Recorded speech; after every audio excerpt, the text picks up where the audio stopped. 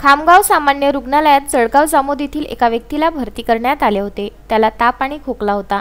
त्यामुळे निवासी वैद्यकीय अधिकारी डॉक्टर निलेश टापरे यांनी त्याला स्थानिक सामान्य रुग्णालयाच्या सोल्युशन वॉर्डमध्ये भरती केले व त्याचा नमुना घेऊन तपासणीसाठी पाठविण्यात आला असता त्याचा पॉझिटिव्ह रिपोर्ट आल्याने त्याच्यावर उपचार सुरू करण्यात आले आहे। 26 जून रोजी त्याची प्रकृती बरोबर असल्याने व पूर्णपणे उपचार घेतल्यामुळे त्याला सामान्य रुग्णालयातील डॉक्टर व स्टाफ कर्मचाऱ्यांनी डिस्चार्ज करून टाळ्या वाजवून रवाना केले।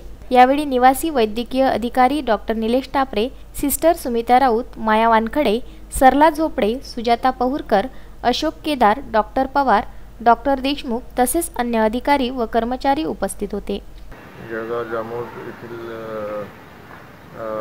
पुरुषाला डिस्चार्ज दिलेला आहे। डिस्चार्ज प्रोटोकॉल प्रमाणे तो जेव्हा आला तेव्हा त्याला ताप, आजार होता, ब्रेथलेसनेस होता, न्यूमोनिया होता। एक्सरेमध्ये आपण त्याचा सॅम्पल इथूनच पाठवलं आणि तो त्याच्यात पॉझिटिव्ह आढळला।